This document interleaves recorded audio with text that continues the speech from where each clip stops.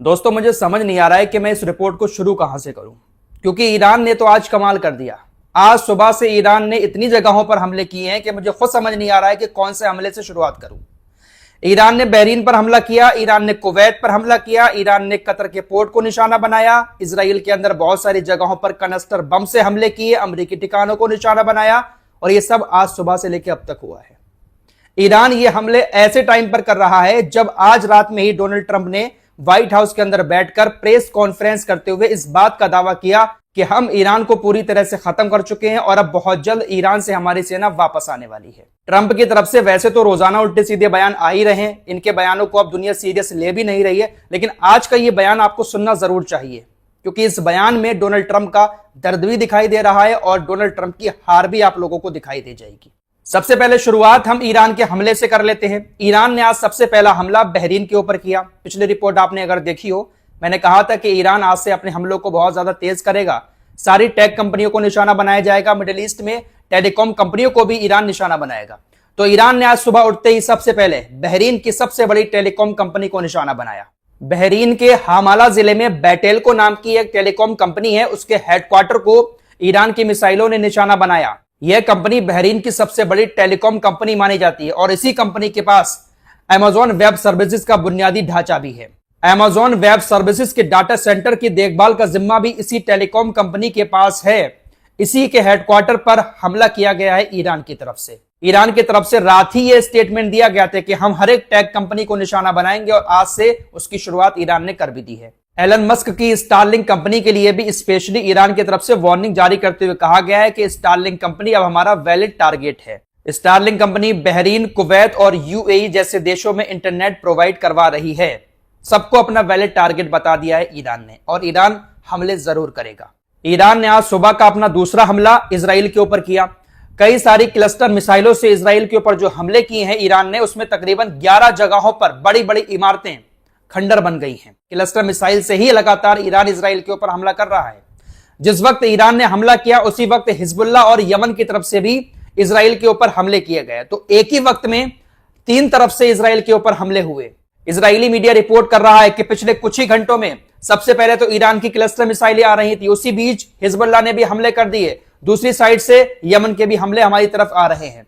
तो पिछले कुछ घंटों में 3 तरफ से इजराइल के ऊपर हमले हो रहे हैं। यमनी हुतीस के स्पोक्स पर्सन याहिया सारी की तरफ से इस ऑपरेशन की जानकारी भी दी गई है। इसके अलावा ईरान ने कुवैत के अंतर्राष्ट्रीय हवाई अड्डे पर आज फिर हमले किए हैं। कुवैत की सिविल एविएशन अथॉरिटी की तरफ से बताया गया कि ईरान और उसके कुछ संगठनों ने हमारे इंटरनेशनल एयरपोर्ट पर ड्रोन हमले किए हैं। कुवैत अथॉरिटी के स्पोक्स पर्सन अब्दुल्ला अल राजही ने बताया कि हमारे ऊपर ये जो ड्रोन अटैक हुए हैं इसमें कुछ टैंकों को भी नुकसान हुआ है।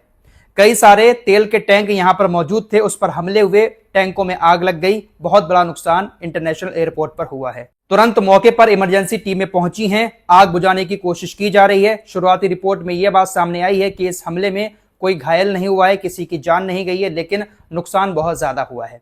ईरान के हमलों की सबसे खास बात यही है कि ईरान कहीं पर भी हमले कर रहा है तो वहां पर इंसानों की जान नहीं जा रही है, बल्कि नुकसान हो रहा है। इसके अलावा एक खबर कतर से भी आ रही है। कतर के तट पर एक जहाज खड़ा हुआ था, उस जहाज पर ईरान की तरफ से हमला किया गया है। हालांकि इस हमले से जुड़ी अभी पूरी डिटेल सामने नहीं आई है, लेकिन हमले की खबर है। तो आज सुबह से लेकर अब तक इतने हमले ईरान की तरफ से किए गए हैं। ईरान हमले लगातार जारी रखे हुए है, दिन में भी हमले कर रहा है और रात में भी हमले कर रहा है।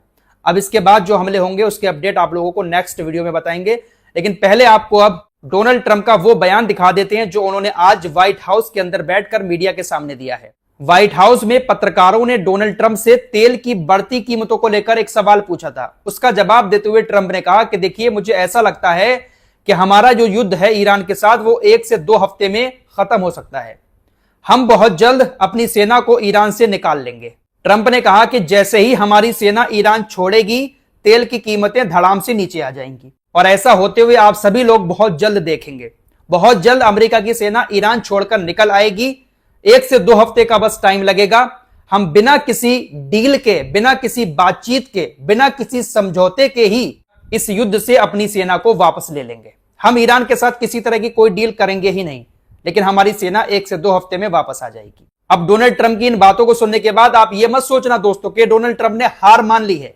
हां, हार चुका है ये बंदा, लेकिन मैंने आपसे पहले ही कहा था जंग की शुरुआत में ही कि भागते भागते ये बंदा अपनी जीत का ऐलान करके जाएगा। 1 से 2 हफ्ते में ये अपनी सेना को इस युद्ध से निकालने की बात तो कर रहा है, लेकिन ऊपर से अपनी जीत का ऐलान भी ये कर रहा है। इसने कहा कि देखिए, हमने ईरान के अंदर ईरान की सेना के तमाम उन ठिकानों को तबाह कर दिया जहां पर वो मिसाइलें बनाते थे, जहां पर उनके मिसाइल लॉन्चर रखे हुए थे, उन सारी साइट्स को हमने तबाह कर दिया।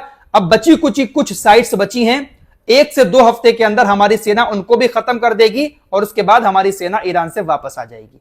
हम ईरान से किसी तरह की कोई डील करेंगे ही नहीं, हम अपने टारगेट को हासिल करने के बाद ही ईरान से वापस आएंगे। पत्रकारों ने इससे पूछा कि आपने इस जंग को इसलिए शुरू किया था कि आप ईरान के अंदर सत्ता परिवर्तन चाहते थे? तो इसने कहा कि देखिए, सत्ता परिवर्तन हो तो गया, हमने अली खामनेई को मार दिया, उनकी कुर्सी पर दूसरा शख्स बैठ गया, तो सत्ता परिवर्तन हो गया ना। इसने अपनी जीत का ऐलान करते हुए कहा कि हमने ईरान के अंदर जो कुछ किया है वो कमाल का है, आने वाले 10 सालों तक भी ईरान अब परमाणु हथियार हासिल नहीं कर पाएगा।